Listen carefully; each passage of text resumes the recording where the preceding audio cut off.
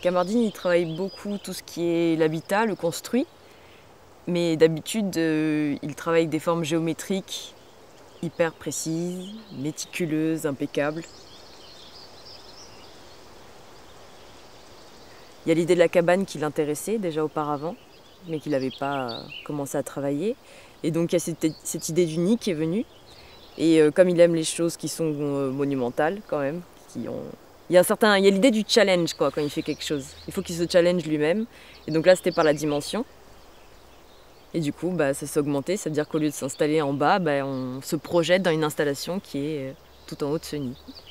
On a déjà énormément discuté de ce que ça pouvait être ce nid et de comment le construire. Moi autant j'avais une vision très claire de comment il fallait que ce soit monté, autant je ne savais pas du tout comment ça pouvait finir en haut, et lui c'était exactement l'inverse. Il savait comment ça voulait finir en haut, mais il visualisait pas comment le monter. J'avais pour idée de tasser plein de morceaux de bois récupérés pour justement le faire monter le plus haut possible et ensuite construire le nid. Et après sinon, je suis allée chercher avec lui le bois dont il y avait besoin, les branchages, et on l'a fait ensemble quoi. Je ne voulais pas du tout que le nid se finisse comme ça. Pour moi, le nid, je voulais qu'en haut, il continue d'éclater, de s'élargir. Donc j'imaginais un nid horizontal à la base, comme un nid d'oiseau. Ça a été un gros sujet de désaccord, parce que je visualisais pas du tout comment il voulait le monter. Contrairement à moi, elle avait déjà une image mentale bien structurée de la construction et rien que ces deux images mentales-là, ça nous a permis de construire ce nid avec deux visions différentes. Quand on a ramassé les bouts de bois, les branches, les troncs, il y avait déjà des insectes qui logeaient dedans. Et on en a délogé. Et puis il y en a qu'on a transporté avec les bouts de bois aussi. Et ça c'était super. Et le moment préféré, mon moment préféré du montage, c'est il y a un lézard qui a eu peur et il allait se réfugier là-dedans. Et ça c'est trop bien. C'est vraiment plus que l'abri du coup projeté d'un animal imaginaire, c'est l'abri réel des petites bêtes qui vivent dans les environs et qui ont déjà commencé à se réfugier là-dedans.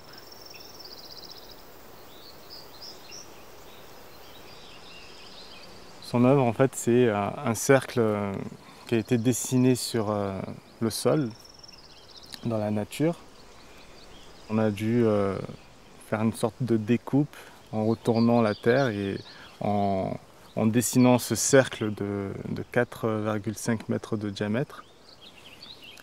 Et voilà, à partir de cette forme-là, on va intervenir dessus pour réaliser justement ce système de pochoir avec du sable, on va dire coulé. Son idée, c'était de réinterpréter le mandala avec une technique de fabrication de carreaux-ciment. Donc elle a décidé de faire ce dessin avec du sable coloré. Et ça ne m'étonne pas dans le sens où elle a toujours eu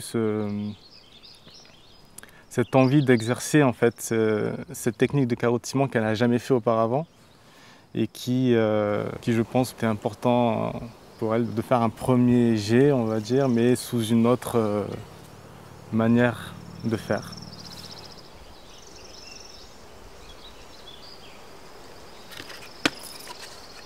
Pour désherber, en gros, on l'enlevait à la main, donc c'était pas super pratique pour l'intervention qu'elle voulait exécuter là, sur ce périmètre de travail.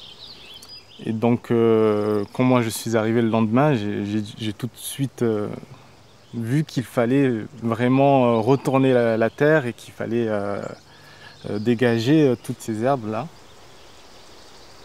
Tout comme j'avais aidé Kamardine sur son projet, ce projet fini, il est venu m'aider sur le mien.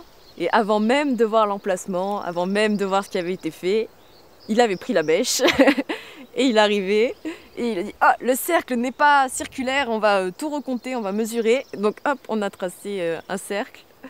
Il a tracé un cercle en collant ses pieds l'un après l'autre, voilà, régulier. Et puis chaque fois qu'il arrivait au bout de la longueur adéquate, hop, coup de bêche. Qu'il y ait un sapin, une orchidée sauvage ou rien du tout, coup de bêche. D'un point de vue technique, je peux lui apporter déjà mes connaissances dans le domaine du bâtiment. Je sais comment dessiner à grande échelle. Elle n'a pas vraiment l'habitude de faire ce genre d'intervention. Et oui, du coup, les couleurs, elles sont choisies oui et non, c'est-à-dire que c'est vraiment celles que je vais trouver sur place.